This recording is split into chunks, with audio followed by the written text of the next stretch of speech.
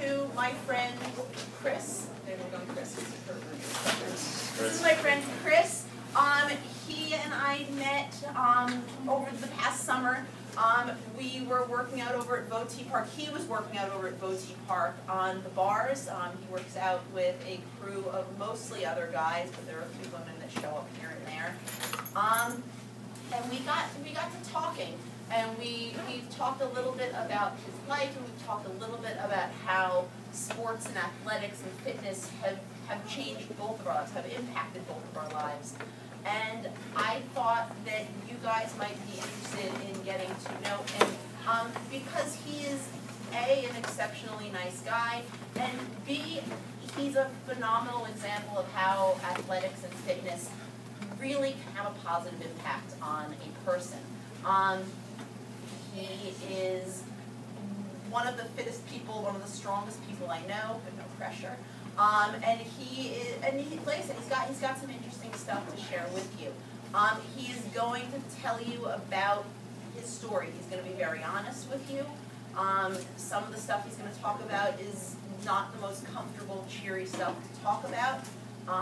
He has expressed that he's willing to answer your questions, provided that you ask respectfully and ask appropriate questions, of course. I'm going to ask, please, that you keep the other stuff, the cell phones, the iPods, all that stuff to a minimum while our guest is here. I have no doubt that you guys will behave in the way that we expect of you, be great representatives of Ben Franklin Middle School. So, with that in mind, Ms. Kerber. First of all, I wanted to really thank you guys for coming today. I've always wanted an opportunity to be able to talk to a group of individuals like this and share my past experiences. My name is Chris Kerber. I'm a personal trainer, boot camp instructor, an athlete, all-around athlete. But life didn't really start out all the way it is now, where everything is pretty good. I'm pretty happy. I was born right down the street in the hospital right down the street on Queen Road. I was born into a very abusive situation. My mother was heavily hooked on drugs. I had a very, very abusive boyfriend of hers. So for the first 2 years of my life, I would spend my days in a closet, getting burned with cigarettes, beat, and that went on for 2 years of my life. Around my second birthday, I was with one of my aunts, and she was babysitting me. And she was giving me a bath, and she had noticed the burns on me, the bruises, the welts, the scars, and she refused to give me back to my biological mother. She then adopted me with her and her husband, which I grew up. For the next 8 years, I grew up referring to them as my mother and my father. And I never met my biological father still to this day. For the next 8 years, up until I was 10, life was pretty normal, but I had a lot of suppressed feelings. I held in a lot of hatred towards my real parents for, pretty much throwing me away, but I never expressed it, that I felt like I had no one to talk to about it. When I was 10 years old, my dad that raised me died in my living room of cancer. He had gotten sick, and we had a hospital bed in my living room. I'll never forget it. It was like 2:30 in the morning on a school night, and one of my aunts had come in and said that your father passed away. And I remember walking out into the living room and seeing him laying on the hospital bed and not breathing. From that moment, my whole teen years were never the same. Everything changed for the worse for me. My mom was working from sunup to sundown to keep a roof over my head. The neighborhood I was in, not a good neighborhood. It was a neighborhood in South Jersey, a lot of drugs, a lot of bad things. So from the age 10 to 15, throughout that time frame, I started smoking cigarettes, I started smoking weed, I started drinking, I started popping pills, I started doing everything you could imagine. I had nobody there to tell me right from wrong. I had no male figure in my life. My mother was away, working, and there was a house about 5 houses down from where I lived. We referred to it as the crack house, pushing drugs out of it, pushing a lot of bad things out of it. I got into a lot of trouble. I got arrested for underage drinking. I got arrested for possession. I went to juvie. I went on house arrest. I had a bracelet around my ankle for 6 months. I had one experience when I was in juvenile detention for the first time. And I got shoved into a closet on my way to the lunch. And I got burned. Mr. Hoffman, if you're in the building, please contact the main office. And you still have Ms. this Pagan, if you're in the building, please contact the main office. That still wasn't enough to change And it. Dr. Moran, It if wasn't you're enough. in the Every building, time I please got contact the out, main office. I'd go right back to doing the same things I was doing. Never changed. It wasn't enough. What changed for me was when I was 17 years old. I fell asleep behind the wheel. When I opened my eyes, I looked at the speedometer, it said 50 miles an hour, and I was on the curb. I swerved off the curb, the van teeter-tottered, started rolling over, smashed into a telephone pole. Snapped the telephone pole in half. The wires from the telephone pole wrapped the van, and I ended up in a tree upside down. I woke up, didn't feel no pain, I thought I was fine. I looked at my two friends, they're okay. I try to get out of the van, I couldn't move. I look at the ground and I see a pool of blood getting bigger, bigger, bigger, bigger. As I'm trying to get out of the seat, I realize I can't move, and I realize that blood is mine. My leg had went through the firewall, which is right under the steering column, into the engine. So my leg was stuck in the engine. My friends were able to get out of the van to try and go get help. Cops showed up. I was stuck in the van for over 3 hours, losing my blood. And I'm going to tell you, I said to myself countless times, 17 years old, and this is how my life is going to end. I never got to finish school. I never got to make my mom proud. I never got to excel in sports like I wanted to. I never got to do all these things that I had dreamed of doing. These were the memories that were going through my head, and I had wished at that moment that I could have made better choices, made better decisions, not done the things I did, not disrespected my mother, not, just cared more. After about 3.5 hours of being stuck, they were finally able to get the jaws of life. Well, first of all, they had to get the power company out to shut off all the electricity in the area because the van was wrapped in live wires, like I said. So after that, they had to get the jaws of life, which I don't know if you guys have seen that before, but it's this big mechanism that pries open the van when they can't get in there and get you. So they cut it open, immediately got me out of the van and rushed me to my high school that was down the street and loaded me into a helicopter. Brought me to the hospital. I woke up in the hospital, the first thing I saw was a light just like this. And I thought I was dead. I thought I was dead. The next thing I remember is my mom and my aunt's face just right there in front of me. Still, I thought I was dead. I thought it was over for me. When I came to my senses and I started to, come off the drugs that they put me on for the pain, I realized that I had made it. And I'll never forget it. Laying in the hospital bed, I didn't know what happened. I knew I had gotten into an accident, but I didn't know what my injuries were. They had pulled a blanket off of my leg. And this scar is 10 years old. But just to give you an idea, when this happened, it was far, far worse. When they opened that blanket, my whole entire leg was split wide open. All the muscles were out of it. It was pitch black. It looked like burnt hamburger meat off the grill. That's what it looked like. So they still didn't know if I was going to make it because I had lost about 3 pints of my blood. So they were worried about me bleeding out. I spent 3 weeks in the hospital. I had to get blood transfusions, all this. After they realized I was going to survive, they were going to have to cut my leg from the knee down, and I was going to have to get a prosthetic leg. Somehow, through the grace of God and the grace of these doctors, they were able to perform surgeries where they shaved skin from my quad, put it on my leg, and I was able to keep my leg. But they said, you're probably never going to walk again. After 3.5 weeks, they tried standing me up out of the bed, and I remember it was the most painful thing that I've ever experienced. From laying down for so long, when I stood up, all the blood rushed to my leg. I can't explain that pain. It was unreal. But I was still just grateful to still have a heartbeat, still be alive, and still be able to go on life and do something with myself. So I left the hospital in a wheelchair. They had told me, Chris, you're probably never going to walk again. I went to physical therapy, worked with doctors. It failed. None of it ever worked. I went home. I spent months in that wheelchair. My friends would wheel me around, wheel me to school in my wheelchair. And I went from being an athlete, running around with my friends, playing basketball, skateboarding, doing all this stuff, to just being stuck in a chair. And that's what the rest of my life was looking like. I got so fed up and angry of just being stuck in a chair. So I went against doctor's orders. I tried standing up. Every day I would try standing up, put a little more pressure on my leg, every day, for months, till the point where I was able to walk with a limp, which was still more than what the doctor said I would ever do. So I believe, it all came down to me believing in myself. Everyone doubted me. I stopped doing drugs, I stopped using, I stopped drinking, and I found fitness. And fitness is what changed my life 100%. I realized through the recovery of my accident that I was capable of much more than just walking and running, and I could go back to being the athlete that I once was.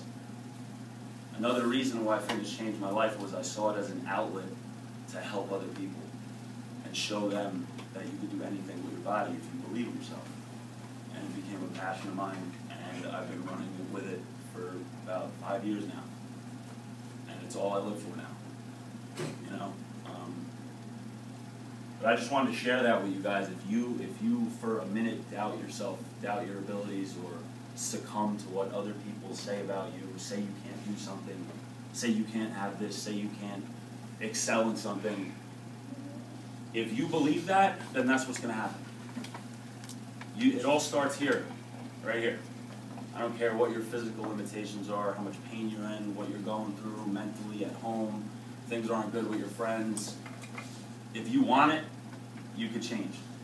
And you do not have to go down the road that I went down with all the negativity. We're all surrounded by it. That's the fact, right?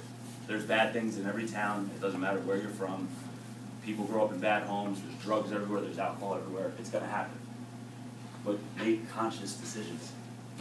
Think about consequences and what could happen. What could happen if I go out and get high tonight and get behind the wheel of this car? Am I going to end up like Chris, rolled over, stuck in a van for 3.5 hours, bleeding to death? It's stuff like that that I didn't think about, but it's stuff like that that I wish I did at the time. And that's pretty much where I'm at right now. Anybody have any questions at all? I will gladly answer them. No questions? Yes? Were you in a game? No. Very close. Very close, but no. I almost joined when I was incarcerated in juvenile detention, but I was able to get released before I had to make that decision. That would have been another obstacle that I would have overcame, and you know how that usually ends. It usually doesn't end well. You know? There's really not getting out of that. It's either dead, jail, or you just keep banging until dead or in jail. It really doesn't lead anywhere. A lot of my friends are in gangs. They've been in gangs and they're not getting out. Juvie was because my house got raided. My house got raided. I had scales, bags, about an ounce of marijuana, liquor, just basic, you know, drugs. So I went away for that. It was only like a couple weeks, and then I was put on house arrest for like 6 months. But even after the house arrest, I was still failing drug tests. So every time I would fail a drug test, I'd go right back to Juvie. I would just violate probation every time. And that was not going to change until the accident. That's what I'm saying. If I never got into that accident and I never got out of that neighborhood, I probably would not be here right now. And it's painful to see. I grew up with about 30, 35 kids. And I'm being 100% honest with you, there's about 6 left. They're all dead. Mostly from drugs. Mostly from drug overdoses, a few car accidents. Back your attention, please. You know, The PTO still like heart has some whole pies and but slices of majority of pizza them left. Feel are free to either come dead or in and jail. buy some in And the it's funny. auditorium lobby. And it's painful to watch your best friends, you know. When I was 25 years old, 3 years ago, I had to carry my best friend's casket across the field and bury him for a drug overdose. And I look back all the time and say, you know, that should have been me, and I feel guilty for it. Why not me? Because I was worse than all of those kids that I grew up with. And I turned out better than all of them. And the only reason I did is because I wanted to. I wanted to change. They didn't want to change. They still do. I still have friends down there that I try getting through to, and there is none. Once you get that deep into it, there's no going back. And it's depressing. I don't even go to my hometown anymore because everybody's strung out on drugs. Everybody. It's probably one of the worst towns in the state when it comes to drugs. If you're interested in pizza, A whole pizza is only Telling you right now, $8, burying and your a slice best of friend pizza is is only painful thing. $1. They have Has extra anybody in pizza here ever lost in the somebody lobby. that they really love? Had to, Corey. It's hard, right? What'd you lose? Painful. It's not easy. It's not easy to deal with it. It never goes away. Think about your best friend. Is your best friend in this class? Is your best friend in this class right now? Oh, which one? Who is it? You guys are best friends. How painful would that be? What's your names? DJ? What's up? JD? Jaden? What would you do if you had to carry DJ across the field in a casket and lay him to rest? It's not easy, man. It's painful. I'm telling you right now. It never goes away either. It eats at you for the rest of your life, especially if you knew that you could have done something about it. You know, people are going to die. It's going to happen. But if it's preventable, prevent it. It's not fun, man. It's not fun. Anybody else? Questions? What is your relationship with your mother like, and were you able to forgive her? My biological mother, I was able to let it go, forgive her. But for, up until I was probably 21 years old, I resented her. Because in my head, she threw me away. And everything that I dealt with as a teen, I blamed on her. I let it go. When I matured and I grew up, I realized that she had her own demons. She had her own issues. She didn't, she became a drug addict. And once, you can't do anything about it. Once it's out of her hands. She did the right thing by letting my aunt adopt me. So I don't resent her now for it. We're not close, per se, but I don't hold hatred towards her. Because to me, my mom is the woman that raised me, the woman that saved my life. And, that's just never going to change. But to answer your question, me and my biological mom were okay. We're on okay terms.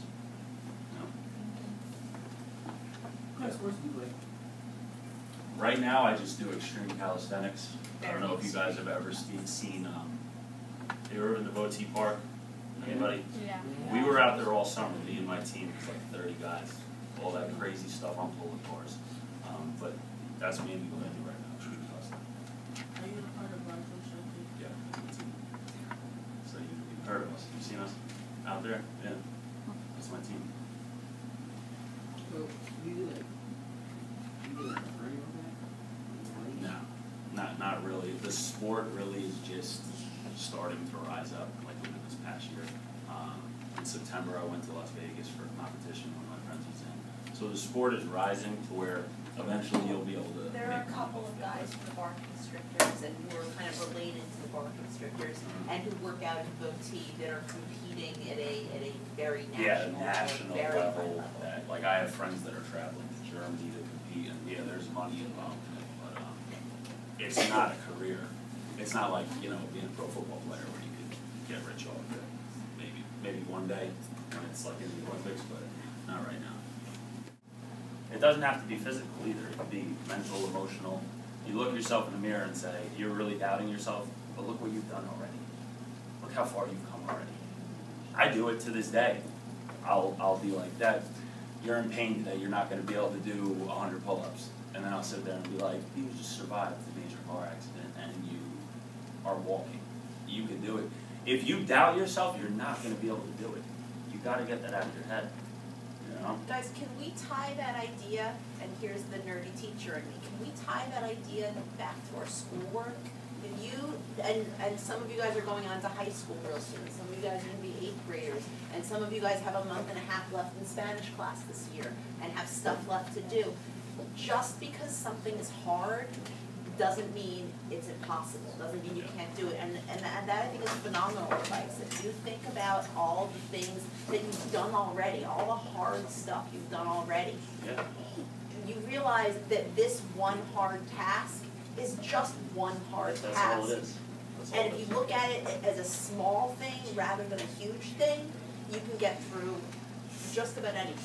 You got to look at whatever it is that you're having doubts about. It's so tiny compared to everything else that you've already accomplished. It's just one little hump you got to get over. And that you're going to have that throughout your whole entire life. There's always going to be obstacles that you feel are the end of the world. it's so dramatic, it's so big, but you surpass it and look back at it a week later, you don't even stress it, you know? Any other questions? Sure. These are questions. Any other questions, ladies and gentlemen? No? Do you want, and I don't, guys, this is where I usually leave the meetings, when you go from the talking to the doing. Do you want Chris, are you interested in teaching us some type of calisthenics? Sure. Or some cool moves? Sure. Guys, I don't know if this is the time you go and change, I don't know how this part all works. Well, instead of playing basketball, Chris's thing is that he's an incredible trainer. He knows his stuff. Would you guys be interested in, instead of all basketball, doing like 15, 20 minutes of a calisthenics workout? Alright, so you guys know what you're doing? Yeah. 10 push-ups, 10 dips, 10 jumps. 9 push-ups, 9 dips, 9 jumps.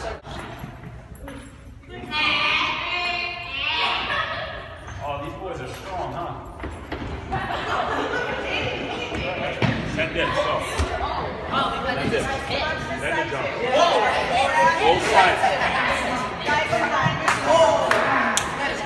Oh, these boys are eating.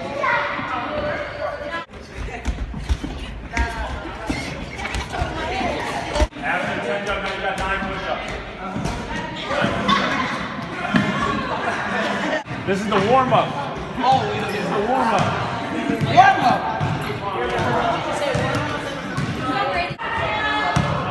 Don't let your hips sag.